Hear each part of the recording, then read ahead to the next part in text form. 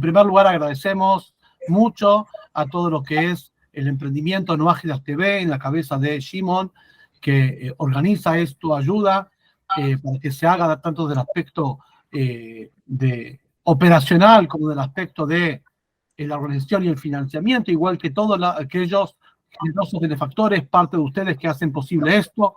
Muchísimas gracias. Y también a la comunidad No Ágidas Chile, comandado por nuestro amigo Saúl Oliver, como por supuesto nuestro amigo Saúl Oliver, que dirige la comunidad y hace posible esto. Vamos a comenzar directamente agradeciendo a todos los deseos y las bendiciones por mi cumpleaños 49. Muchísimas gracias, que el Eterno me dé fuerza y energía para hacer luz para las naciones. Amén.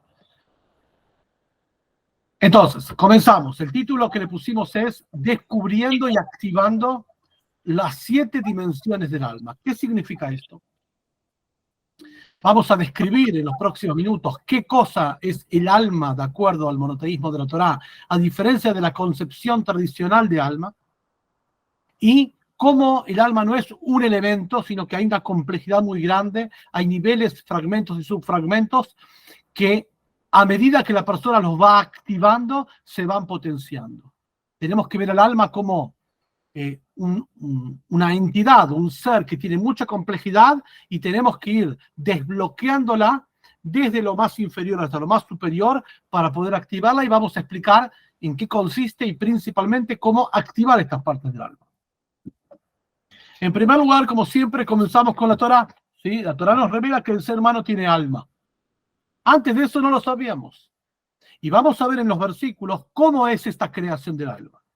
Si tomamos los 929 capítulos del Tanaj, las escrituras, Torá, escritos y profetas, vamos a ver que el primer capítulo solamente habla de la creación del mundo, de la sociedad, de los elementos que hay en el mundo, tanto los planetas como las luminarias, como los seres vivos en este planeta, e incluso el ser humano en cierto formato. Y a partir del número 2 comienza, como si fuera una novela, la trama. Y todo el Tanaj es una trama entre relaciones de Dios al ser humano. Dios crea al ser humano, le da un formato específico que vamos a ver hablar, le da órdenes, el ser humano los viola, Dios los sanciona, después se arrepiente, el ser humano, Dios lo perdona, así en personas, así en familias, así en naciones, así todo. El primero de los capítulos de la Torá en Génesis nos cuenta que Dios es el creador y conductor de todo lo existente y Dios creó a través de la palabra, es decir, y dijo Dios, sea la luz y será la luz. Un tipo de manifestación que el versículo lo trae con una alegoría de la palabra. Vamos a ver qué significa palabra, porque lo que es seguro es que la palabra no era como la palabra humana dirigida a otro par, porque en primer lugar no hay otro par de Dios. Y segundo, no había otro ser, porque Él creó todo a partir de la nada. Consecuentemente, no es una palabra, no es una comunicación lingüística como uno tendría con otro ser. Tenemos que entender qué es eso. Dentro de la creación de todo lo existente, océanos, tierra firme, luminarias, vegetales, animales, en el 6º día de la creación, el versículo nos trae que Dios creó al hombre a su imagen y semejanza, o sea que hay cierta similitud entre el ser humano y Dios, y vamos a ver de qué se trata esto, pero la palabra que utiliza es vaibra, de creación, crear algo a partir de la nada, como una masa amorfa. De hecho, el versículo dice que Dios creó al primer hombre, varón y mujer los creó, o sea, un ser andrógino que incluía varón y mujer, sin una configuración, un formato de cuál es su singularidad. Y a partir del capítulo 2 sí nos cuenta cuál es la singularidad del ser humano, que no es la mente y el intelecto, como se podría pensar, Homo sapiens, un animal con intelecto. Eso la Torá no lo reconoce. Reconoce la Torá a un ser humano como una categoría en sí mismo, mineral, vegetal, animal, ser humano. Por encima del ser humano, cuerpos celestes, ángeles y almas sin cuerpos, y el ser humano en el medio. ¿Y cuál es la singularidad, el rasgo distintivo de un ser humano? No es un Homo sapiens, o sea, un primate con intelecto, sino un Homo spiritus. Homo spiritus es que su rasgo distintivo es que tiene un alma. Y vamos a ver de qué se trata el alma. La Torá en el capítulo 2, versículo 7 nos dice así. Vait, en hebreo es Vaitzer Hashem Elohim, creó el eterno Dios, et Adam, al ser humano, Afar min adamá, polvo de la tierra, Vaipach beapab, e insufló en sus narices, Nishmat Haim, un alma de vida, Vai Adam le nefesh Hayah, y a partir de eso fue el hombre, el ser humano, un alma viviente. Mientras que toda la creación, el versículo dice, y habló Dios, y en el ser humano, en la primera parte, lo creó como creó todas las escrituras.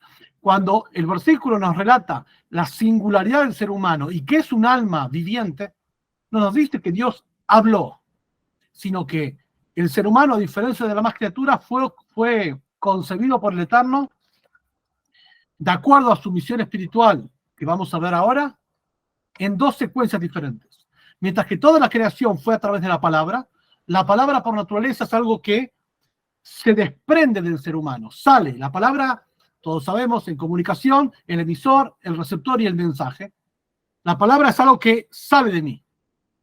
Lo eyecto hacia algo de afuera, algo que no soy yo. La palabra denota una distancia del creador con la creación. Por eso dice, el versículo habla que Dios dijo que se haga la luz y creó la luz. Una distancia entre el creador y la creación. Lo que el lenguaje místico llama el tzimtzum, el ocultamiento de Dios para permitir la existencia de seres pseudo-independientes de él. Pero cuando el versículo nos habla del ser humano y del alma del ser humano, que es su rasgo distintivo, nos habla de dos secuencias. Mientras que toda la creación, especialmente los seres vivos, como plantas y animales, fueron creados en un completo, como el versículo lo dice anteriormente, que es, Dios dijo que se creen los enjambres de seres vivos, y tanto el cuerpo del animal como su espíritu viviente, es decir, eso que el animal es viviente y tiene instinto, no tiene racionalidad, pero tiene instinto, eso fue creado en un solo completo, en una sola secuencia. Consecuentemente, si esa es la vida del animal, cuando el animal muere, muere todo. Muere su cuerpo y su espíritu de vida y todo eso. No tiene ninguna trascendencia en ningún lado el animal. Porque fue creado en un completo a través de la palabra de Dios y cuando muere, muere todo. A diferencia del ser humano que fue creado en dos secuencias diferentes. Como dice acá el versículo, en primer lugar dice Vaitzer. Vaitzer en hebreo viene la palabra tzurá, que quiere decir formato o configuración. No creación, sino el formato que adquiere. No solamente la silueta y el rasgo distintivo, que podríamos decir en un ser humano, es que es un bípedo en dos piernas y no un cuadrúpedo. Esto es esta postura anatómica y otras cosas que el ser humano puede arquear su cabeza y mirar al cielo, cosa que, o sea, marcando una trascendencia, cosa que en el animal no es posible siendo cuadrúpedo. Aparte de toda esta postura anatómica, la palabra Vaitzer y formó no quiere decir y lo creó, ya estaba creado el ser humano. Le dio un formato espiritual, le dio una configuración, un propósito, un significado, una misión específica, que es lo que dice el versículo más adelante. Eso quiere decir Vaitzer. Le dio una forma y no un amalgamiento general, donde su cuerpo, pero no solamente el cuerpo físico, sino todo lo que incluye la parte anatómica, biológica del ser humano, desde su pensamiento racional para solucionar los problemas, separando otra cosa del pensamiento que vamos a hablar, que es más elevada, para abajo, desde su instinto, desde sus emociones, desde su acción, palabra, pensamiento, sistema digestivo, respiratorio, reproductivo, lo que sea. Todo eso es parte de un paquete que se llama polvo de la tierra. Y en eso algunas cosas los seres humanos compartimos más o menos rasgos similares a los seres vivos. Comen, nacen, se reproducen, mueren, etc. Tienen impulsos, pero aparte de eso el ser humano tiene otra cosa, que es el alma, que no tiene que ver con lo anterior. Esto ya podemos entender que alma no tiene que ver ni con el pensamiento racional clásico, menos con las emociones y menos con los instintos. Es otra cosa, que el versículo lo describe como que si Dios creó al ser humano polvo de la tierra y lo instruyó al menos como todos los seres vivos, además de tener lo que en el lenguaje místico se llama un nefesh hiunit, un alma operativa, viviente, tiene un espíritu viviente, tiene un alma de vida. Y eso no se logra, Dios no lo describe en la Torá, que lo hace a través de la palabra, sino lo formó a través de insuflar en sus narices. El verbo insuflar, soplar, a diferencia del verbo hablar, surge de dos órganos diferentes. Obviamente esto es una alegoría, porque Dios no tiene cuerpo ni formato de cuerpo. La Torá nos trae como un buen libro didáctico, a través de estas alegorías y metáforas, de qué se trata. Cuando hablamos de soplar, insuflar, a diferencia de hablar, estamos hablando de otra categoría diferente. Cuando hablamos de hablar, hablamos principalmente aquellos que hablan, tanto los profesionales de la palabra como cualquier persona que habla, generalmente surge de la caja torácica para afuera, no propiamente del estómago, de las tripas, del vago interior. Surge salvo que sea un cantante de ópera o cualquier profesional de la palabra que está acostumbrado a trabajar la respiración del diafragma. Generalmente la palabra es de la caja torácica o del plexo solar para afuera. Esto indica un nivel de superficialidad. Por eso, como yo no influyo, no inyecto mi palabra algo que venga de realmente mi ser más íntimo, sino del plexo solar para afuera, consecuentemente puedo hablar mucho tiempo sin cansarme. El hecho de hablar mucho tiempo sin cansarme es que no inyecto una fuerza muy, muy poderosa en esto. En cambio, soplar, cualquiera que sopló para un cumpleaños o un balón, sopla un balón o sopla cualquier cosa, intente soplar más de 2 minutos. Van a ver que se quedan exhaustos. Porque el soplar incluye una eyección de hálito de vida de muy interior hacia afuera. Entonces, cuando el versículo dice que el alma del ser humano fue insuflada por Dios, estamos hablando que Dios alegóricamente sacó lo más interno de sí, su imagen y semejanza, su símil en el alma. O sea, ¿qué es el alma? No una parte de Dios, es Dios. Es decir, que en un ser humano hay algo que se llama yo y hay otra parte que se llama no yo. El no yo es Dios. Porque cuando hablamos del yo, y el yo es un aspecto singular del ser humano, ningún otro ser tiene el sentimiento de yo. Cuando hablamos del yo, que eso es una de las cosas singulares del ser humano, todos sabemos cuando decimos yo a quién nos referimos. De hecho, la palabra yo, describirla en palabras, vean ustedes cualquier diccionario, entren en RAE.es, diccionario de Real Academia Española, y busquen yo, van a ver que es muy complejo. Porque la palabra yo, la gente enseguida no la describe en palabras. Empieza a hacer ademanes. Empieza a decir así, interior, corazón, mente, y se empieza a complejizar porque realmente es complejo. No es como decir silla, silla. Elemento de 4 patas, no, es otra cosa. Acá dice ego. Yo, ego, está similar, estar en el mismo vecindario. ¿Pero qué es? No vamos a hablar de lo que es el yo, vamos a hablar de lo que es el alma, el no yo. Eso es lo más interesante. Porque respecto del yo, la Torá describe, y ni que hablar que los tratados psicológicos abundan en eso. Pero vamos a hablar de lo que es el no yo, diferenciando el alma como un no yo de un sí yo. Lo que es el yo, no importa si lo puede describir en palabras o no, sabes lo que es. Y cuando digo yo, cuando ustedes dicen yo, cada uno sabe a quién se refiere. Y seguro que mi yo no puede ser Dios, porque yo. Entonces, todo lo que refiera a tu yo y sus conjugaciones, yo, mis sentimientos, mis sensaciones, mis percepciones, me parece, creo, todo lo que vos tomá, grabate durante todo un día y fíjate las composiciones. Hoy en día se puede hacer también ejercicio mecánico, como lo hacemos los que estamos a la antigua, pero también con inteligencia artificial. Hacer un análisis de tu propio discurso, cómo uno habla, independientemente si tiene mayor fluidez en la palabra, no importa. La inmensa mayoría son referencias al yo y sus conjugaciones. Yo creo, me parece, me gusta, siento, pienso. Bueno, todo eso no es el alma, porque tiene que ver con el yo. Y el yo, vos sabés a quién se refiere, y sabés que no se refiere a Dios. Entonces, por lo tanto, todo lo que tenga que ver con el yo, o sea, desde la mente racional para abajo, no es Dios. No es el alma. No es que hay un insuflo divino. Lo que vamos a descubrir en esta clase es el no yo. o sea, la parte de Dios que tenés. Es decir, que un ser humano es parte del yo, como todos los seres vivos, como todos los, comparte algunas funciones con los seres vivos, pero tiene su singularidad, y parte del no yo, del Dios que está en él, que le da su singularidad. Por eso el versículo enseguida dice, Dios lo plantó en el jardín del Edén, y enseguida Dios le dio órdenes, es decir, el ser humano recibe órdenes divinas, de la hierba del campo comerás, etcétera, etcétera, le instruye 6 de los 7 principios universales para todos los seres humanos, lo configura como una función específica y un rol, jardinero en el jardín de Dios, es decir, la función básica del ser humano, desarrollar el mundo y la sociedad y evitar que se dañe, etcétera, etcétera. Después la Torá, en los siguientes capítulos, en la trama ya de la Torá, empieza que el ser humano tiene características distintivas, puede rebelarse contra Dios y negarlo, que Dios le da una orden, no comas del árbol, va y come, puede negar con su propio yo y rebelarse y desobedecer a Dios. Tiene elementos de pudor, vergüenza que no se da a ninguna criatura salvo en él.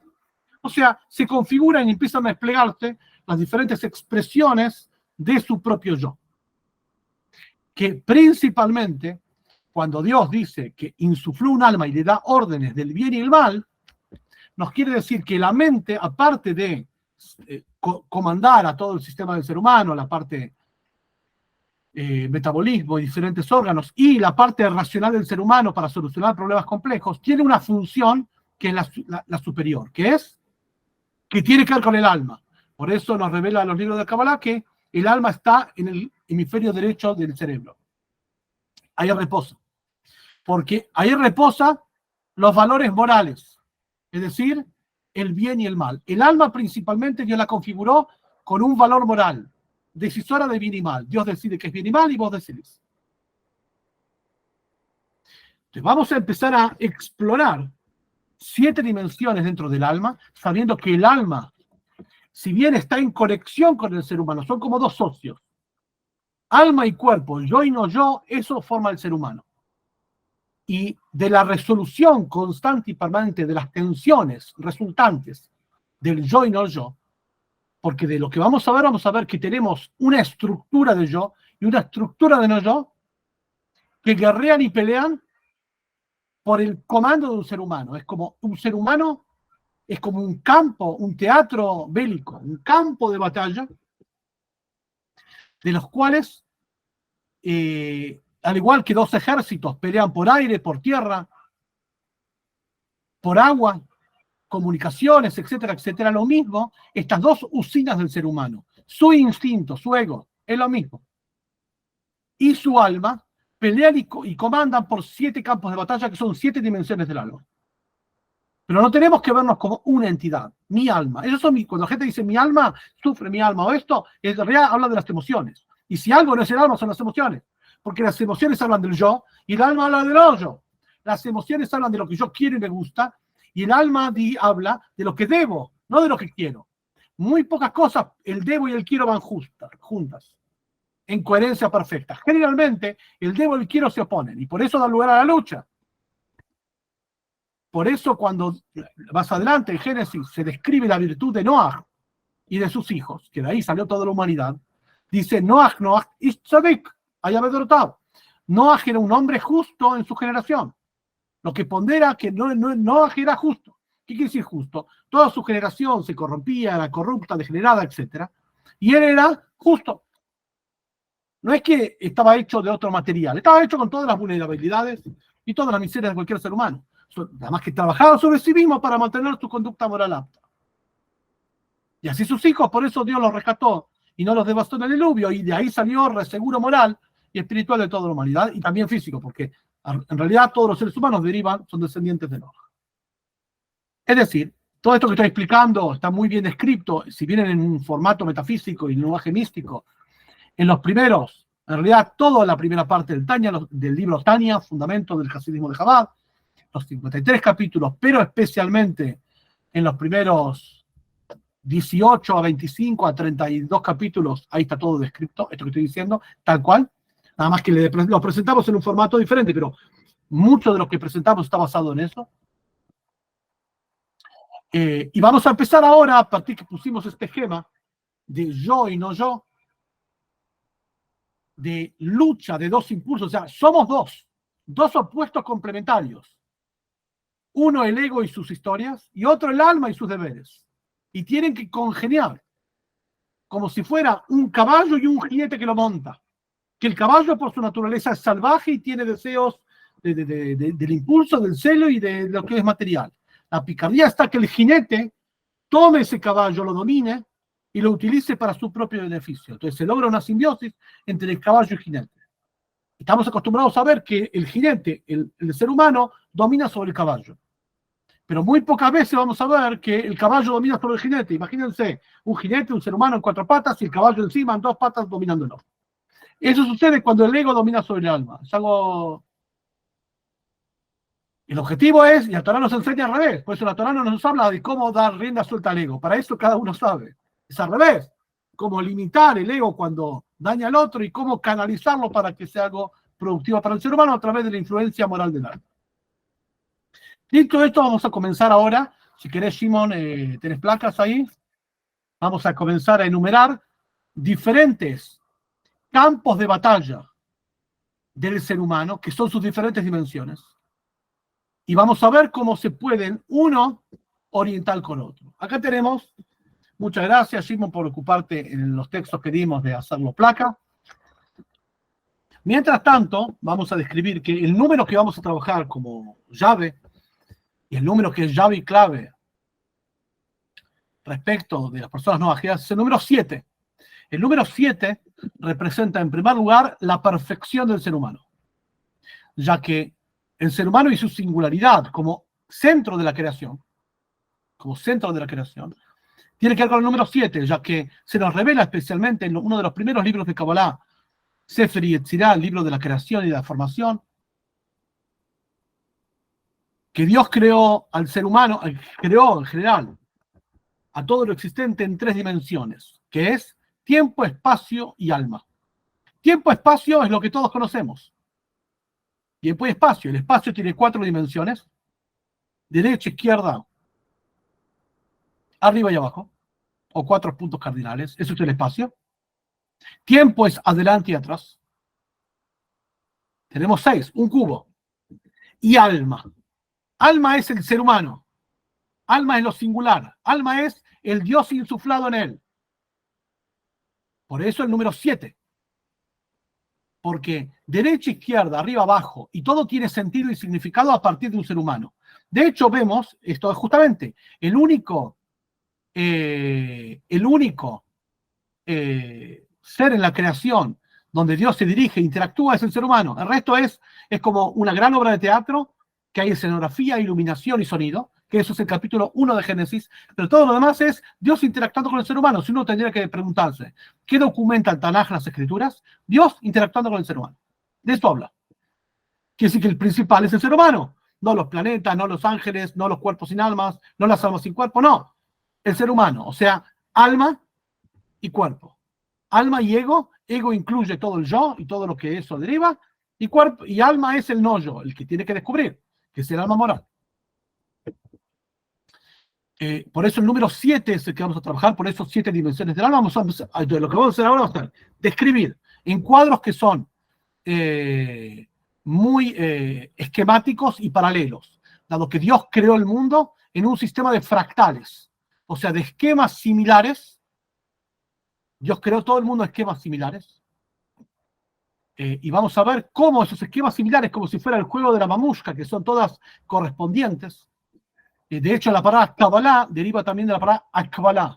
Akbalá en hebreo quiere decir encastre o reciprocidad, ya que todos los elementos de la creación son encastrables entre sí, tienen una reciprocidad, y cuando llega a la virtud del ser humano, tiene que activar esto, que eso es activar el propio Dios que está en uno, que eso es el alma.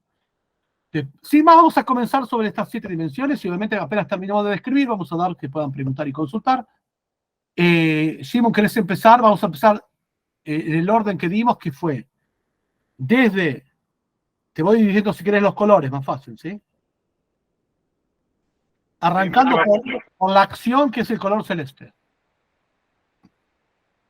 Entonces, una de las reglas fundamentales es dentro de este estudio y dentro de lo complejo del mundo místico de la Torá, que nos empieza a explicar es 3 reglas básicas. En primer lugar, todo lo que vemos en la estructura corporal del ser humano está en la estructura espiritual del alma. O sea, cuerpo y alma están creados uno simbiótico al otro. Consecuentemente, si en un ser humano, por ejemplo, veo una postura erguida, donde la cabeza está arriba, el corazón está en el medio y las extremidades abajo, además de una postura anatómica, me está indicando un parámetro de ponderación. La cabeza, la mente va encima del corazón, para dominar a través de la mente el corazón. O sea, el intelecto domina sobre las emociones. Y si el corazón está por encima de las extremidades, quiere decir que las emociones pueden dominar o comandar la parte instintiva del ser humano, las extremidades. Traje un ejemplo para que vean que la anatomía del ser humano corporal está encastrada, está relacionada, es correspondiente y congruente con su alma. Es decir, por eso el ser humano tiene alma del ser humano, que es imagen y semejanza divina, a diferencia de los demás seres. Un alma del ser humano comanda cuerpo del ser humano. Consecuentemente, vamos a ver un paralelo entre 5 elementos que son realmente encastrables y paralelos entre sí. En primer lugar, alguna parte del cuerpo humano. Segundo, algún color, que los colores tienen que ver con los 7 colores del arco iris, que reflejan cada uno de los 7 principios universales, que es el manual de instrucciones para Dios, de Dios para el ser humano, que tiene que ver cómo activar la parte moral del ser humano. Moral es una palabra general. Dios da una moralidad específica, un manual de instrucciones, que se llama el Código de Leyes Noágidas, que ese es el objetivo principal de cada ser humano a observar. Cada uno de los colores del arco iris nos refiere hacia eso. Obviamente que el arco iris también tiene que ver con la idea de tiempo, porque el arco iris aparece en un tiempo determinado, que es después de la lluvia. Si dijimos que la creación de Dios es tiempo, espacio y alma, el tiempo es reflejado a través del arco iris con sus 7 colores. El ser humano tiene 7 dimensiones corporales que vamos a ver, con 7 cualidades del alma que vamos a ver cuáles son. Pero también en el espacio hay un nivel de 7, que esos son los 7 colores que incluye el fuego. El fuego también tiene 7 colores, y vemos en muchos versículos que el fuego es una metáfora para todo lo espiritual y divino. De hecho, al final de Deuteronomio nos cuenta, Dios es un fuego que consume, Dios entregó la Torá con su mano llena de fuego, etcétera, etcétera. Alegorías al concepto de fuego, que fuego da la idea de eternidad. Porque si uno ve un fuego, no sabe cuándo el fuego fue fabricado. Si hoy, ayer o hace años. Si el fuego es alimentado, el fuego no marca el paso del tiempo. A diferencia de todo objeto físico, que el tiempo lo corroe. Vos ves una hoja, un libro que tiene varios años, vas a ver que el paso del tiempo, la humedad lo corroe. Las hojas van a estar un poco amarillas. De hecho, incluso los elementos más artificiales, después de 50, 100 años, la Tierra los degrada, de alguna forma, 200 años, se degrada. Menos el fuego. El fuego, si está alimentado siempre, no marca el paso del tiempo. Por eso, el fuego y sus 7 colores, que refiere a la dimensión de espacio, porque el fuego es sostenido sobre un espacio físico, también tiene 7 y 7 colores. Entonces, la correspondencia que vamos a ver y los 7 niveles del alma tienen que ver con 7 estructuras en el cuerpo que son congruentes a 7 funciones espirituales, que son también paralelas y congruentes a 7 colores del arco iris, que son paralelas y congruentes a 7 colores del fuego y del arco iris, tiempo-espacio, que son congruentes a 7 esferas divinas. El concepto de esferas, sefirot, son atributos o esferas divinas, herramientas con las cuales Dios crea el mundo. Es un tema complejo que ya lo vamos a estudiar, pero en eso se expresa la similitud, la imagen y semejanza divina, que así como Dios tiene herramientas para crear su mundo, el ser humano refleja, como hijos de Dios, digamos, refleja ese esquema. Son 10 sefirot, 10 atributos divinos, hoy vamos a ver 7 de los 10. Pero daría para un tema. Sin más, y yendo a lo concreto, lo siguiente. Cuando hablamos de la dimensión del alma, que es congruente a la dimensión del yo, tenemos que ver, en primer lugar, las dos dimensiones del yo. Interesante que el alma también se llama yo, nada más que un no yo, otro tipo de yo. Cuando Dios se revela ante millones de personas, en la revelación del Sinai, Éxodo 20, la primera palabra que Dios se manifiesta y se revela a todos y habla a todos, ¿qué dice? Anojí, yo. O sea, la primera palabra que Dios dice es yo. Por otro lado, la persona, no hace falta que le explique que tiene un yo, tiene un yo. El yo de la persona, el aní, en hebreo aní, son las mismas palabras en hebreo que la palabra ain, nada. El yo en realidad está sustentado sobre la nada, porque el yo en realidad, lo que uno siente yo, no es independiente, está todo el tiempo siendo sostenido por el creador igual que todas las criaturas. El verdadero yo de la persona es el no yo propio y el yo de Dios, el alma que está en él. Por eso esta simbiosis que dijimos dimensiones del yo. Así como el ser humano tiene diferentes dimensiones, el alma también tiene diferentes dimensiones para diferentes conductas. Por eso lo ejemplificamos a dos ejércitos que guerrean por un mismo campo de batalla. El campo de batalla son las 7 dimensiones que tenemos, que vamos a ir viéndolas, y tiene dos sucitas, dos motores, el yo y el no yo, que pelean por lo mismo. El primer yo del ser humano es el yo de la acción. Todo ser humano puede hacer acciones. ¿Qué es una acción de un ser humano, a diferencia de una acción de animal? Porque el animal también hace acciones. El animal come, corre, son acciones. El ser humano, la acción del ser humano está guiada y coordinada, en primer lugar, con cierta coherencia y cierta precisión. Cuando una persona, por ejemplo, corre o camina intempestivamente, así, salvajemente, ¿qué le decimos? Estás corriendo o caminando como un animal.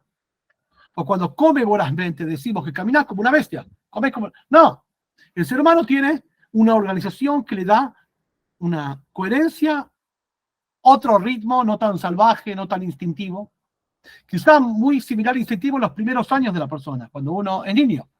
Pero cuando va creciendo y su alma se va haciendo más presente, va moderando esa pulsión y va refinándose, equilibrándose.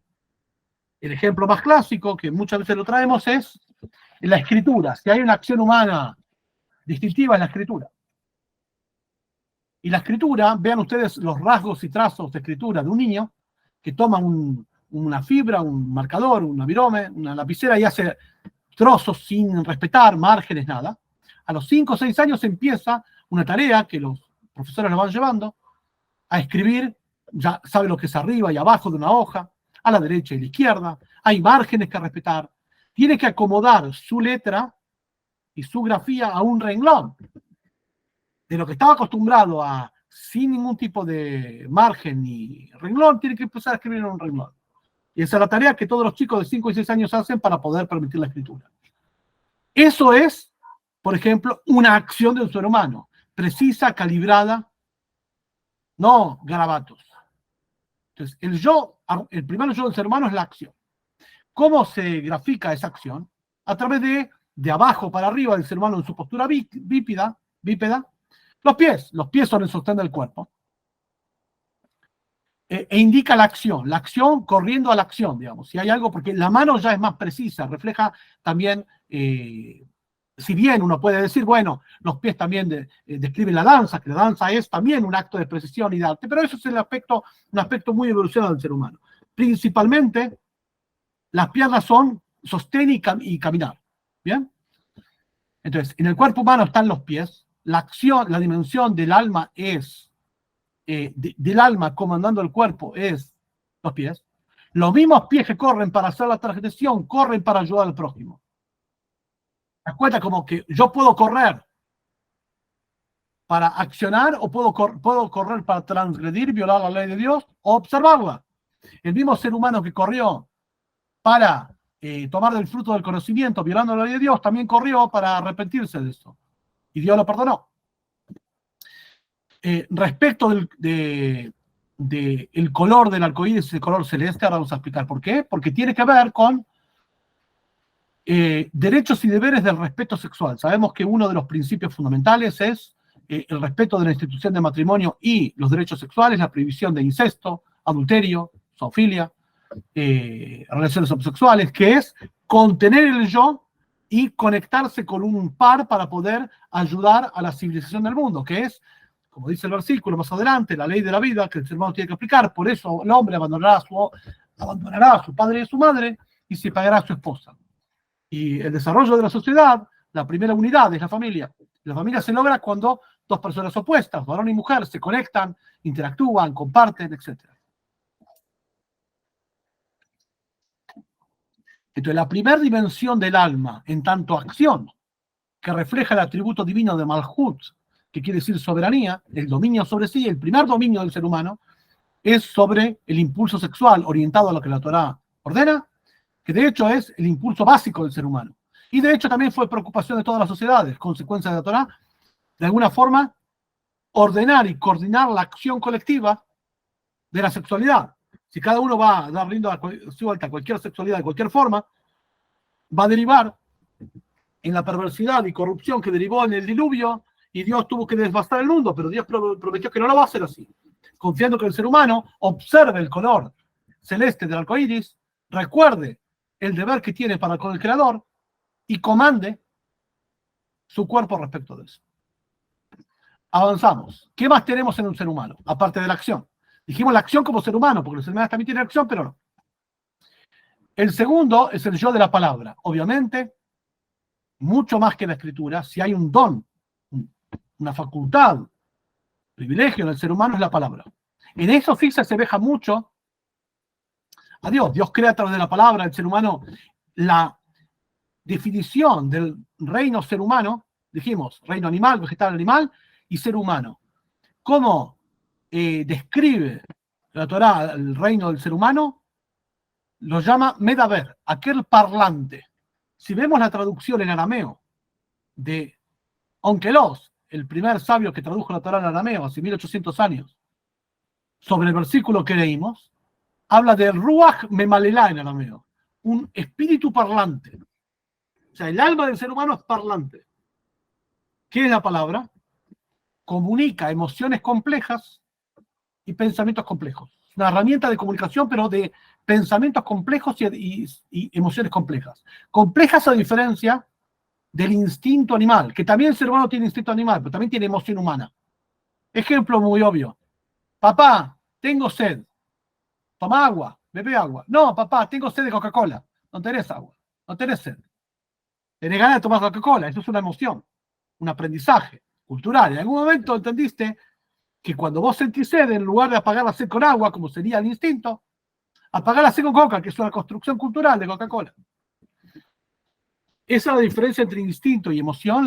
La palabra es un vehículo de comunicación de emociones complejas porque es un aprendizaje cultural, no solamente de conseguir o hablar de lo quizá más biológico del ser humano, alimentación, refugio y vestimenta e impulso sexual, sino dilemas, disyuntivas, trascendencias, lo más complejo del ser humano, los pensamientos y emociones. La palabra, de hecho hay mucha similitud, incluso orgánica, anatómica, entre el sistema de palabra con el sistema de genitalidad. La palabra y la genitalidad son los dos únicos sistemas del ser humano que salen de uno al prójimo. Todos los demás sistemas del ser humano son para uno adentro, sistema digestivo, sistema linfático, sistema circulatorio, todo es para uno, de uno para uno. ¿Cuál es de uno para el prójimo? A un prójimo igual que uno. Ser humano a ser humano, uno habla con seres humanos, no habla con piedras. Y también la orden divina es que interactúa sexualmente con un prójimo que es un ser humano. No con animales, no la autosatisfacción, etc. Sino una compartir. Entonces, el yo de la palabra tiene que ver con el yo de la genitalidad, incluso, dijimos la forma anatómica, el ser humano tiene una lengua, labios, cada uno con su formato, muy similar al esquema del aparato reproductor, en el varón más expreso, en la mujer más embutido, pero hay mucha similitud. De hecho, el control de la palabra y el control de la genitalidad están muy vinculados. Hay un libro muy interesante que hace se llama La Luz de Efraín, Editorial Obelisco, muy apto para arrancar en estos temas y para que puedan estudiar. Pero bueno, obviamente que esto habla, en el color es el color rojo, que habla de los derechos y deberes de la vida humana y su integridad, la prohibición de asesinato y lesiones en todas sus formas, es parte del Código No Ágida, que eso ayuda a activar el alma en este aspecto. Porque el alma se activa mediante la observación del pacto del arcoíris, estudiar lo que dice, y eso se activa el alma. Porque ¿qué es el alma, dijimos? Es el no yo que está en uno. El yo de uno quiere dispararse. Quiere, si fuera por el yo sin ningún tipo de reglas y norma, el yo haría todo. O sea, de hecho, cuando el yo dio rienda suelta, el problema no es mi yo, el problema es que estamos todos con un yo. Entonces, ¿por qué mi yo va a ser más que tu yo? El problema es cuando mi yo quiere todo y todo lo quiere ahora y tu yo quiere todo ahora. Entonces, si no coordinamos la acción colectiva, que cada uno exprese su yo en forma moderada y colectiva, como la Torá lo indica, eso es el desastre de la sociedad. Y eso te llevó al diluvio. El individualismo, egoísmo tiene que ver con eso. O sea, el yo es algo que Dios lo creó. Pero para ser moderado por el no yo es el yo moral, que eso es el Dios que tenés. Digamos, el tema no es, ustedes van a ver en cualquier discusión, debate, la gente dice, yo quiero, se capricha. También, pero no sos el único ser que está en el mundo, hay otros seres también. Y también tienen derecho, ¿por qué tu yo va a ser más que tu yo? Al igual que el Talmud dice, ¿por qué tu sangre es más roja que tu sangre, que mi sangre? Tu yo, ¿por qué va a ser más que yo? Entonces, el problema es cuando el yo tuyo entra en conflicto con mi yo, ¿quién gana? Entonces, si no está la Torah con su ley, que coordina la acción colectiva, y todos nos moramos un poco, siempre ganan los más violentos, siempre ganan los más promiscuos. Por eso de empoderar la ley, y la ley no ágida sobre esto, que habla de cómo coordinar la acción colectiva para que todos tengamos expresión del yo moderada y podamos expresar nuestro aspecto divino, desarrollando la sociedad y evitar lo que se dañe, tiene que ver con esto. Todos los que estamos estudiando se dan cuenta que es todo lo mismo.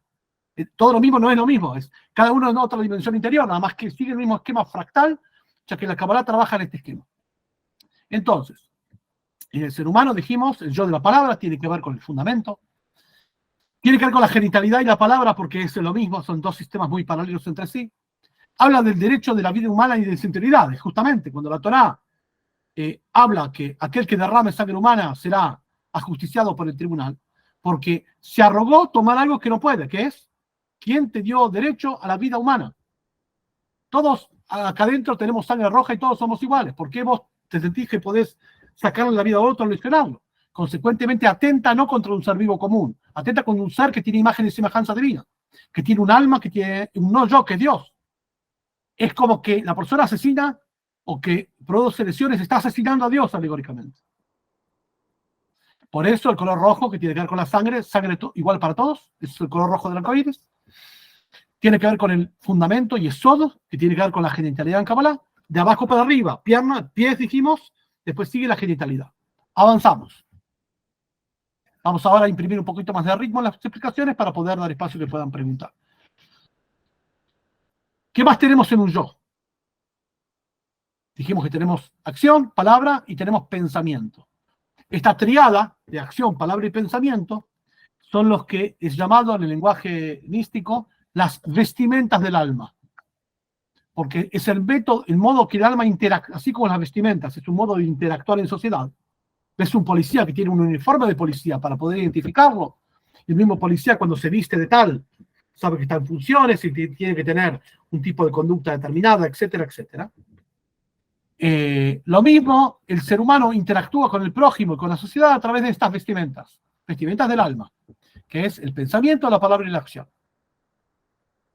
Especialmente el pensamiento, están ubicados en el ser humano en la pierna y el brazo derecho. Ahora vamos a ver cuál es este tipo de correspondencia. Cuando hablamos en un ser humano, hay dos, no tanto en el animal es cuadrúpedo, es todo, digamos, si bien hay parte delantera y trasera, pero en el ser humano hay muy bien delimitado la parte derecha y la izquierda, comenzando con la estructura del alma y siguiendo con el hemisferio cerebral, hemisferio derecho analítico, más creativo, el segundo más analítico, el hemisferio que está detrás del tercer cerebro, el principio de la médula que tiene que ver con la conciencia, el que comienza las percepciones. Pierna y brazo derecho es la parte derecha. Dios libre que no sepamos, cualquier persona que se le avería esto, tiene algún tipo de dolencia o en la parte neuronal, va a tener afectada la parte motriz del el brazo y pierna derecho, también del izquierdo, pero derecho ahora a ver por qué lo decimos. Y tiene que ver con el color amarillo, que es los derechos y deberes de propiedad privada. Cuando Dios al primer hombre le da órdenes y le dice, de la hierba del campo comerás, está indicando básicamente, así como la hierba del campo es libre, no tiene dueño, todo lo que vos podés tomar para vos, propiedad privada tuya, es lo que no tiene dueño. Si algo le pertenece a otro, no podés tomarlo. Y el ejemplo de esto es el color amarillo. Cualquiera, el amarillo en el fuego y el amarillo en el arcoíris. Cualquiera que ve el color amarillo, lo primero que asocia antes que el fuego es el sol. Y dice el dicho popular, el sol sale para todos. El sol es para todos. No es que el sol sale para los que pagan impuestos y para los que no pagan impuestos no sale. No. El sol sale para todos. Consecuentemente, igual que lo que es propiedad tuya puede ser de lo que no es de nadie. Si le pertenece a otro, no puedes tener. Parte de los derechos y deberes del Código Noágida es la propiedad privada, obviamente el derecho a la vida y a la integridad y el derecho a la propiedad privada. Consecuentemente tiene que ver con la pierna y el brazo derecho, que es la parte activa del ser humano. Siempre decimos la derecha, la diestra, la que sirve más para producir. La izquierda es menos activa que la otra, menos productiva. Obviamente una persona zurda va a ser al revés, pero la mayoría de las personas, la idea de diestra es la productividad. Tiene que ver con esto, con que Dios quiere que desarrolles el mundo sin tomar del otro, sin engañar, sin estafar. Y respetando la propiedad privada. Y eso es el yo del pensamiento. Pues justamente, si dejamos al ser humano libre al arbitrio, la persona va a decir, ¿para qué tengo que trabajar para obtener fondos? Para consumir. Mejor robar. Mejor mendigar. Si va por el instinto, si el objetivo de trabajar es no desarrollar el mundo y tener dignidad, sino obtener fondos, más fácil es robar, más fácil es mendigar. Le dice, no, la persona va a decir, no, ¿cómo mendigar? ¿Cómo robar? Tengo moral, tengo dignidad. Bueno, ahí está el alma divina. El alma divina que evita que robes y te empodera y te enorgulleces y te empoderás y te exaltás cuando vos ganás, como dice el versículo Génesis, el pan con el sudor de tu frente. De eso hablamos. De eso hablamos. Cuando la persona tiene libre elección, si robar o mendigar, o estafar o engañar, y decide restringirse de eso, a pesar que capaz que lo tiene muy a la mano y nadie lo va a descubrir, y no, dice, yo me voy a ganar mi pan correspondientemente, con dignidad, con trabajo, con creatividad, y eso refleja el concepto de la derecha, que es la potencia en la mano, la productividad. Tiene que ver con el atributo divino de Od, belleza, que tiene que ver con el desarrollo y el despliegue, como dijimos, coordinar la acción colectiva, para, por un lado, desarrollar la sana ambición de querer bienestar y confort que la Torah lo estimula, y restringiendo la parte del sobrante, que es cuando quiero obtener del otro, robar del otro, ahí viene la limitación, y tiene que ver con el color amarillo del pensamiento, porque eso requiere justamente pensamiento, porque el instinto no requiere eso. Para robar no hace falta explicar. La gente iba a robar. Esta primera triada son 3 dimensiones del yo que estamos descubriendo qué hay dentro de nosotros y cómo la activamos. Activamos el alma mediante la observancia, primero toda la contemplación del color amarillo en el fuego y el color del arco iris, pero no solamente observar físicamente, verlo con los ojos, sino activar esa parte del alma, el no yo, el mensaje de Dios, la misión del alma que está incrustada, porque cuando hablamos del no yo del alma, estamos hablando el alma, el Dios que está en uno, que eso es el juramento que Dios nos hace en nuestra alma. Antes que nuestra alma baje nuestro cuerpo, 40 días antes de la concepción, Dios hace jurar al alma. Tenés que ser justa y no poder ser perversa. Y le enseña toda la Torah y toda su misión individual hasta los más detalles. Después le hace olvidar al alma eso, se lo hace olvidar, y luego lo incrusta en el cuerpo. O sea, desplegar y desenvolver, desarrollar el alma, activarla, es a través de la práctica de los preceptos. No hay otro modo. Avancemos. Vamos a meterle de nuevo un poco más de ritmo, si bien hay mucho para hablar, ¿para qué? ¿Qué más tenemos dentro del alma? Ahora es la dimensión de las emociones. Cuando hablamos de las emociones, dijimos que no son los instintos, no es lo que el preinstalación de un ser humano, ¿sí? Tengo sed, tomo agua. Eso no hace falta explicación y no hace falta acción cultural. Uno lo sabe perfectamente. Emociones es lo que uno desarrolla en la vida y el sistema emocional. Porque hay personas que tienen emociones más crueles, más observan la vida de una forma mucho más pesimista y mucha más sanguinaria y mucho más egoísta. ¿Por qué? Si uno va a ver, esa emoción puntual tiene que ver con algo que se llama el sistema emocional. Capaz que esa persona, si uno va a ver en la infancia, fue víctima de violencia o de carencias extremas o de circunstancias que los llevaron a emanar esa emoción. La emoción es como un producto, como una manufactura, que si vos ves que esta manufactura tiene tales características, fue fabricada en tal fábrica que logró eso. Si vos ves un producto pulido, lindo, bello, sofisticado, porque su fábrica es consecuente. Si ves un producto rústico, sin terminar y medio, te das cuenta que su fábrica fue lo siguiente. Cuando hablamos del color violeta y hablamos del mundo emocional, el ser humano aparte tiene un mundo emocional. Ese mundo emocional interior, que se puede obviamente pulir y mejorar, pero hasta cierto punto hay cosas que uno no puede.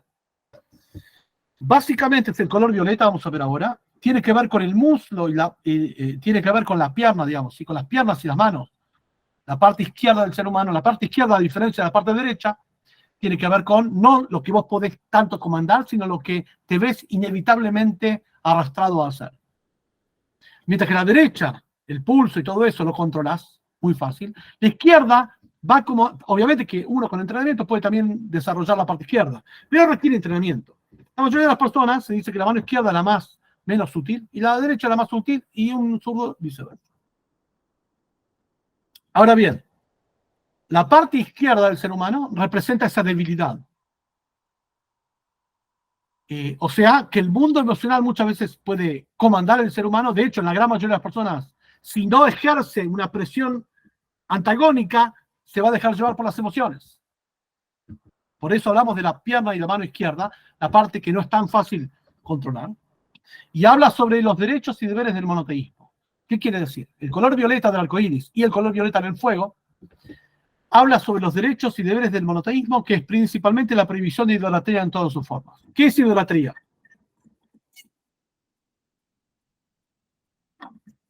Idolatría quiere decir dependencia. Si no reconoces al Eterno como creador y conductor del mundo y te encomendás a sus designios, generalmente la gente va a desarrollar dependencia a cosas y personas. Cosas y personas, por ejemplo, empleadores, todo tipo de gente que tiene poder sobre uno. Puede ser pareja, sustancias, conductas, dependencia. La idea del monoteísmo es que uno no dependa de cosas y personas, solamente del creador y conductor del mundo. Cuando hablamos de idolatría, hablamos de dependencia. Que uno se encomienda, que no necesariamente tiene que ser en su forma rústica, arrodillarse a una cruz, que es algo muy primitivo. También puede ser en su forma sutil, que la gente genera dependencias a cosas, a personas, a sustancias. Entonces, Dios quiere que seamos libres. Libres quiere decir no dependan ni confíen en benefactores, en seres humanos que no tienen la habilidad de salvar. Solamente en el Eterno.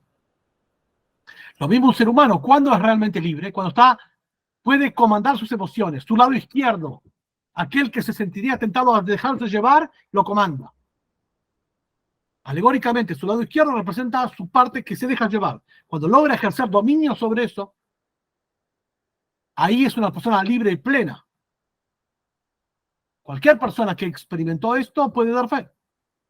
Estaba muy tentado a hacer algo y nadie lo veía. Sin embargo, logró dominio sobre sí. El acto de libertad más grande es gobernar nuestras personas. Y por eso hablamos que en el cuerpo humano refiere a la parte izquierda, pierna y manos, brazos izquierdos, que es la parte que tenemos que sujetar. No por nada el pueblo de Israel coloca uno de los preceptos, las filacterias, las cajitas de cuero, en la mano izquierda. Como dicen Zohar, la mano izquierda representa el impulso al mal y vos sujetás tu impulso al mal alegóricamente. Tiene que ver con justamente la prohibición de idolatría en todas sus formas.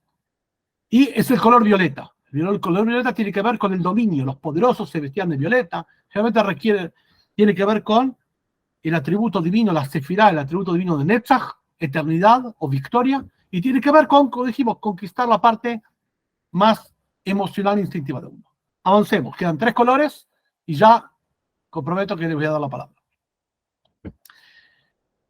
¿Qué más tenemos en un ser humano? Aparte de un sistema emocional, un sistema racional, un intelectual. A diferencia del pensamiento, el pensamiento es el pensamiento puntual que veo ahora. Si podríamos, hoy día capaz que, de hecho, ya en tecnologías avanzadas es posible hacerlo. Si conectamos a una persona a ciertos dispositivos muy nuevos con inteligencia artificial, podemos lograr decodificar de acuerdo al impulso neuronal qué tipo de, más o menos, qué tipo de pensamiento está teniendo. De hecho, se hace mucho en personas que tienen ciertas adicciones, que uno ve qué parte se acciona en el cerebro con colores, cuando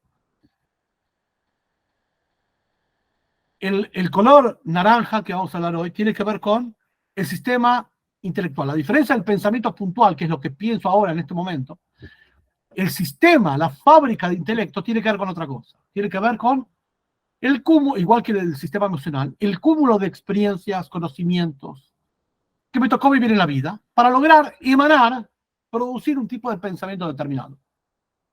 Por eso no es algo que se puede cambiar tan fácilmente, igual que el mundo emocional. Porque no depende de mí, depende de cómo fui criado, en qué entorno, cuáles fueron mis experiencias de la vida. No es como las vestimentas que se pueden cambiar. Esto es algo más nuclear. Si uno diría, hasta el punto de ahora, tenemos 3 vestimentas del alma, que son las partes de uno, cómo uno interactúa con el exterior, sea seres humanos, sean animales, sean cosas, las vestimentas que van para afuera. Después tenés lo que va en el medio, que es el centro del ser humano. Intelecto más emociones. Uno lo podría resumir así. Esos intelectos más emociones, el intelecto, cómo una persona llega a un tipo de pensamiento, una vez se sorprende, ustedes también, hablando con tal persona, ¿cómo llegó a una conclusión así, tan descabellada o tan impropia? ¿Cómo llegó? Seguramente hay dentro de él un cierto mecanismo. Uno también a veces se sorprende, qué tonto fui, cómo pensé algo así. Pero cómo llegó, el pensamiento es un producto que deriva de una fábrica. La fábrica de los pensamientos es lo que llamamos los paradigmas o el cúmulo de experiencias que forman como una fábrica, digamos, ciertos mecanismos mentales, cognitivos, etcétera, que derivan en tal pensamiento.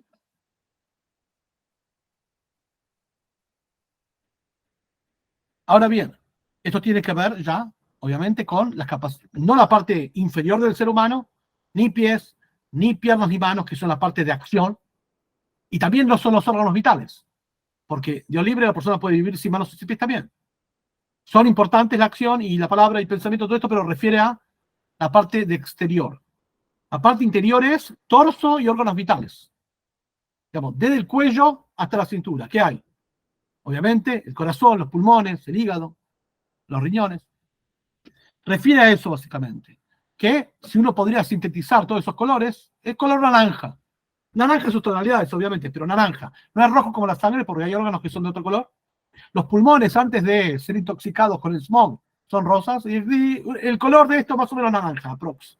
Color piel, digamos. ¿Sí? Por eso el color este.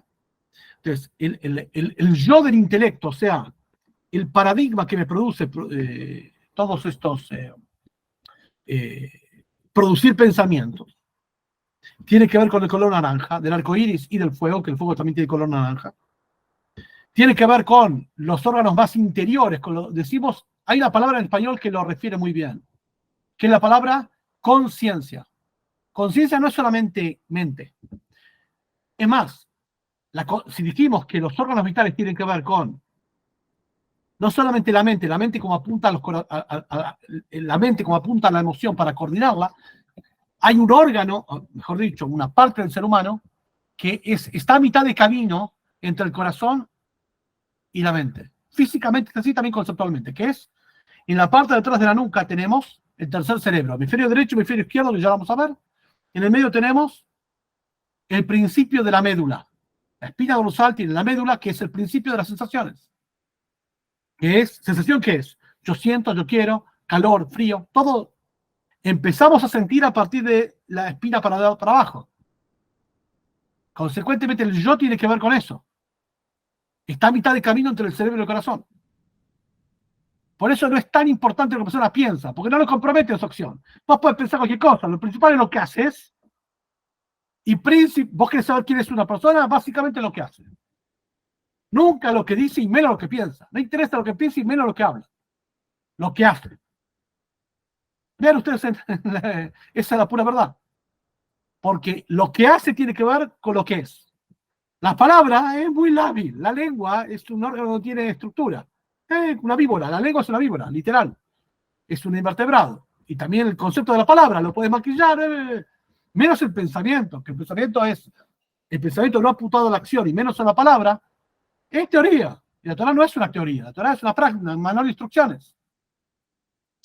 Consecuentemente, dentro de la estructura del alma, cómo activar esta parte del alma es el respeto y los deberes y los derechos respecto de el respeto al creador. Respeto al creador no quiere decir solamente no idolatrar, sino los aspectos activos. El rezo diario, el concientizarse a través de una plegaria diaria, que Dios es el creador y conductor del mundo, que Dios tiene providencia divina, todo lo que sucede con el ser humano sucede con la anuencia de él, la emuná, el entrenamiento en la fe monoteísta, el bitajón, la confianza absoluta y otras acciones que tienen que ver ya más, no con la acción y la palabra, sino justamente, con el intelecto.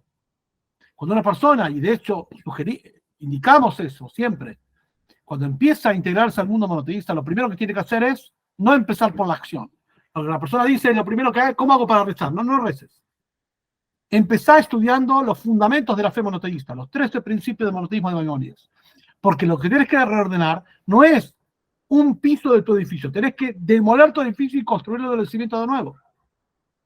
Tenés que ir al intelecto, en hebreo segel, al paradigma de tu pensamiento que da, y tenés que cimentarlo con los cimientos de la fe auténtica.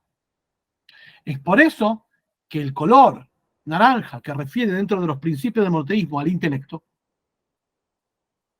y al respeto al creador, que se hace no tanto con la palabra y con la acción, como gran parte de los procesos teológicos, esto se hace con la cabeza. Se reza principalmente con los aspectos más interiores del ser humano,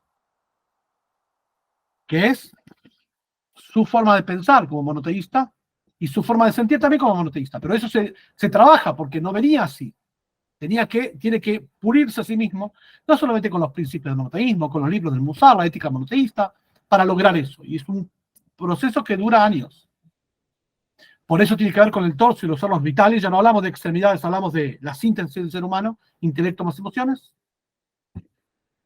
En la Sefirot, en los atributos divinos, es Tiferet, que quiere decir equilibrio, que es el equilibrio que da tanto ergonómicamente la mitad de camino de entre el hemisferio derecho, izquierdo y el corazón, mente y emociones. El punto exacto es la conciencia. Y conciencia es cuando uno dice toma conciencia, no que sabe. El saber no cambia la actitud.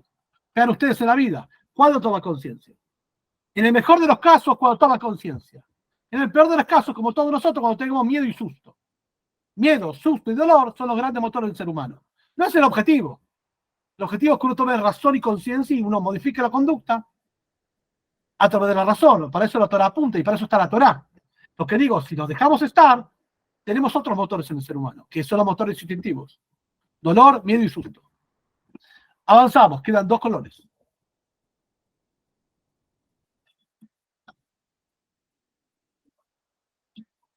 Obviamente, de abajo para arriba, vimos las extremidades, vimos la genitalidad, vimos los órganos vitales. ¿Y qué sigue para arriba? Cerebro y rostro. Cerebro y rostro.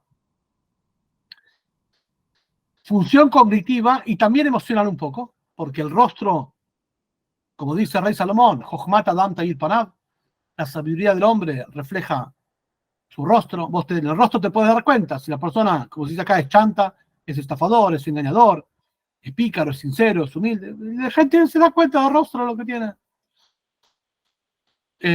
Pero principalmente es el cerebro. Cerebro en la mente, pero no la mente calculadora de cómo voy a trabajar, qué quiero, no la mente apuntada al ego. Como dijimos al principio de la clase, Dios insufló un alma moral. Correcto o no correcto. Debo o no debo. No quiero o no quiero. En el ejemplo esto, el cerebro en sí no es ni bueno ni malo. La inteligencia en sí no es buena ni mala. Puede ser utilizada para mal. Por ejemplo, una persona que estudia medicina y se recibe de médico. ¿Médico es bueno o malo? No. Médico es una técnica de curación.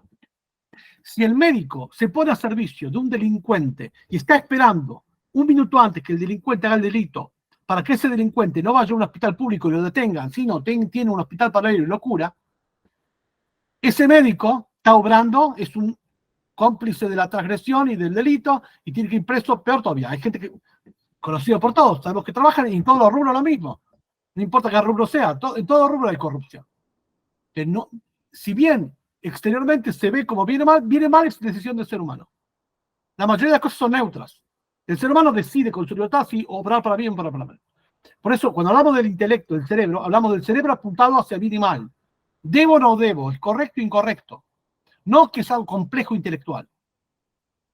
Porque el intelectual no quiere, el concepto intelectual per se no quiere decir que sea utilizado para bien o para mal. O sea, no, la Torah nos ayuda mucho a no glorificar o exaltar el intelectual.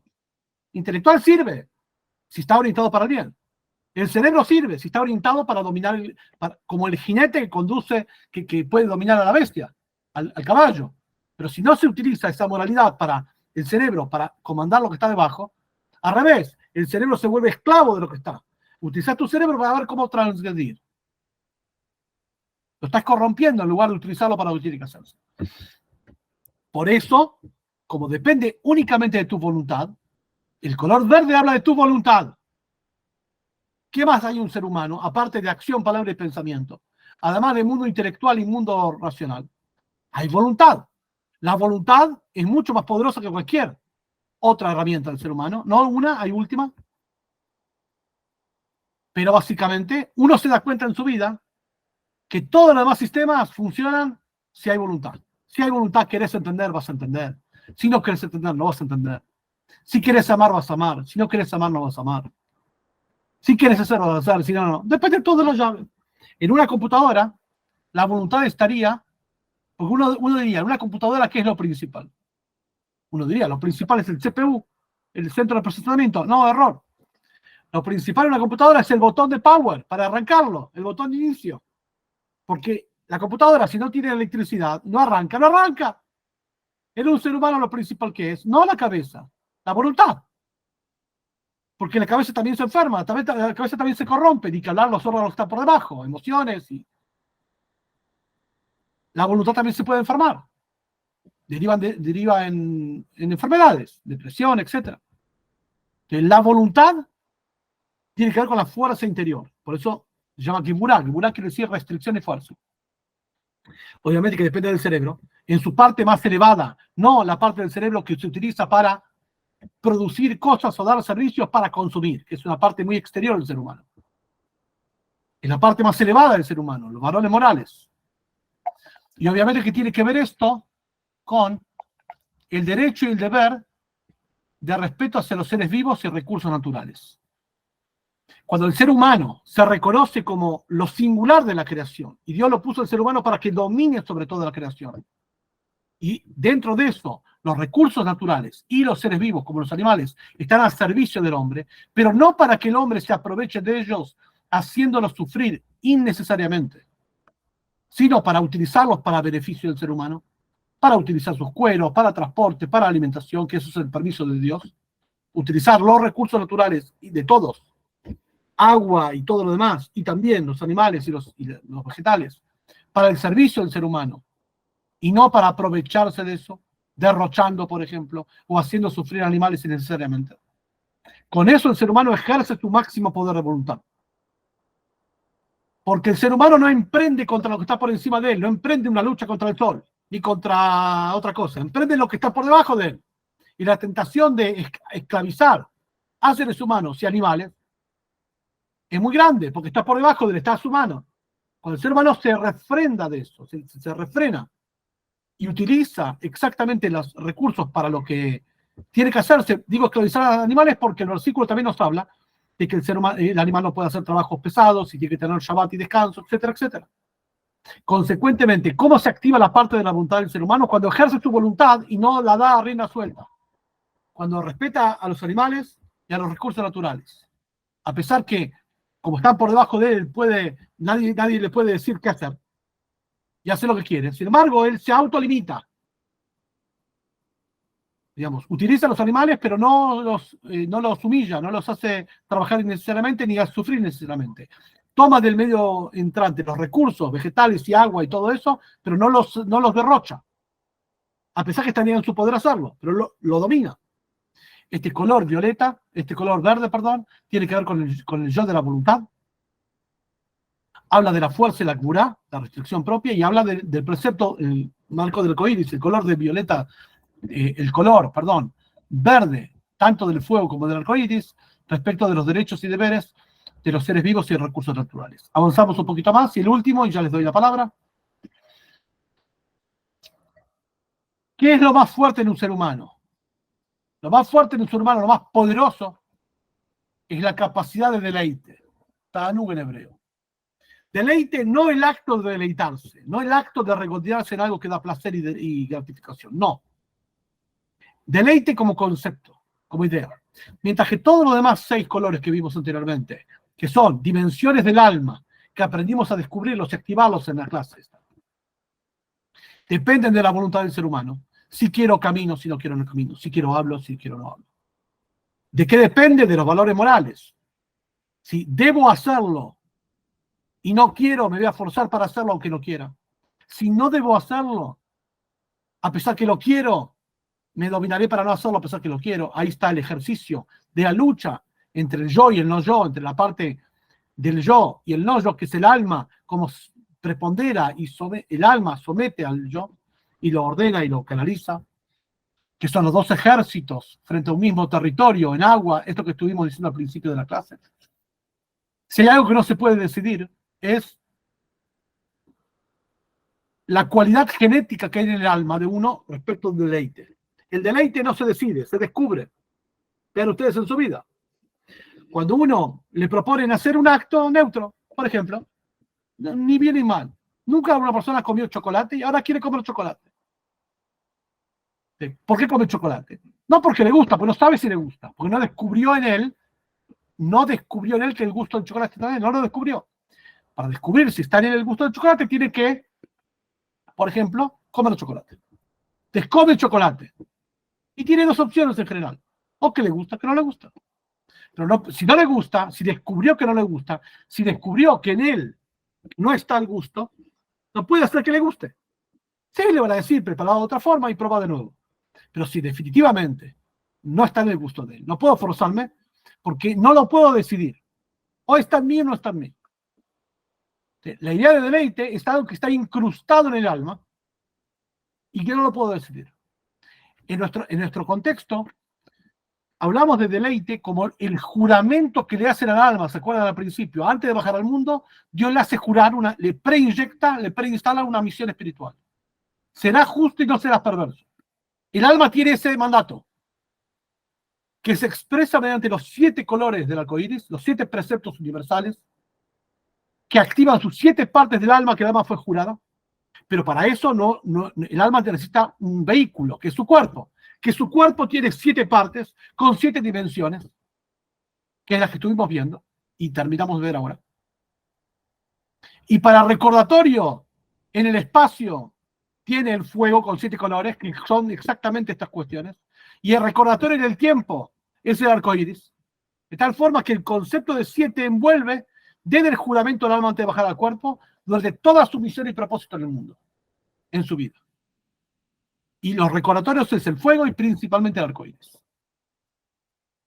Como el yo más íntimo, más interior, es el juramento que Dios le hace al alma. Que ese es el mandamiento y propósito para que Dios lo va a traer al mundo. Esa es su misión espiritual, su corrección que tiene que hacer en la vida. Tiene que ver con el concepto de deleite que dijimos que es lo que no tengo, no quiero. Está incrustado en mí, lo puedo hacer o no, pero está incrustado en mí. Y tiene que ver obviamente con derechos y deberes de respecto de la justicia en la sociedad humana. Es el color azul, anil, el color azul oscuro, anil en el arco iris. El color azul oscuro siempre fue el color de los jueces y estudiantes. Gente sobrio. Un juez tiene que ser sobrio, no puede ser. Imagínense un juez que aparezca a juzgar vestido de verde y naranja. No lo van a tener. De hecho, la bandera de la tribu de Isahar en el pueblo de Israel, la tribu de los estudiantes de Torah y de los jueces, era azul oscuro. De hecho, el azul oscuro, negro, en todas sus formas, es el color de la gente observante de Torah, generalmente.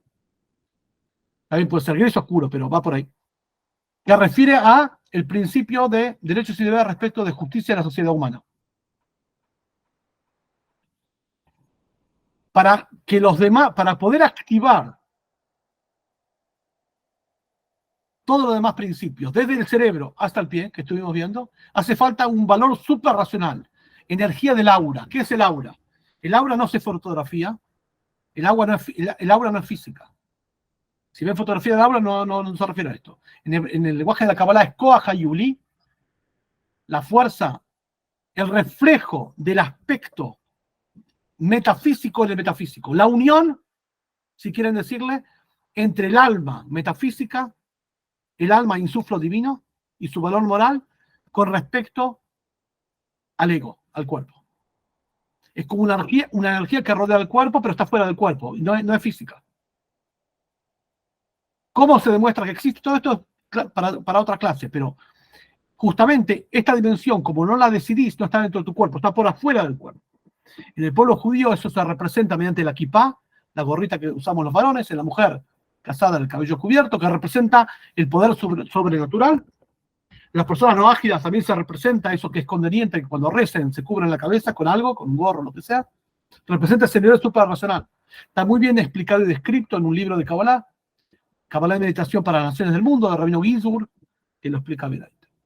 Pero bueno, básicamente para activar esta energía del aura lo que hace falta es ser consciente que hay un precepto de cuidar los tribunales de justicia, es decir, que la persona abogue principalmente por un orden de la sociedad y por la sociedad empieza consigo misma, el autocontrol en sí mismo.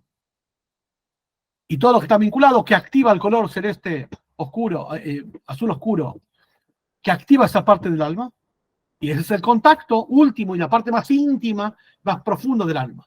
Entonces, yendo de atrás para adelante, o de adelante para atrás, de arriba para abajo, de abajo para arriba, de derecha a izquierda o viceversa. Una palabra, acción, palabra, pensamiento, emociones, intelecto, voluntad, deleite. De adentro para afuera o de arriba para abajo, deleite, tanú, el aspecto más íntimo, que tiene que ver con el atributo de Gesed, bondad de Dios. Geburá, restricción, que es la voluntad. Después sistema intelectual y emocional. Y después pensamiento para reacción, las extremidades, la genitalidad y los pies. Hasta acá la clase de hoy. Ahora sí. Obviamente que este tipo de clases van a continuar. También tenemos pactado para el 2 de julio y otros más. Es muy importante que ayuden a No Ágidas TV, a Shimon y a Comunidad No Ágidas Chile para que organicen esto, porque esto se organiza, aparte de una organización que tiene que ver con días antes y con difusión y todo esto, también tiene un coste. Entonces, para que ustedes puedan ser parte y partícipes y podamos continuar, depende de ustedes. Entonces, envíen una generosa colaboración a Comunidad No Ágidas Chile y a Comunidad No Ágidas TV, que después Shimon le va a decir cómo hacerlo, para que esto continúe. Lo que más queremos es dar todo el tiempo esto, pero dependemos de ustedes y que ustedes den continuidad a esto. Adelante.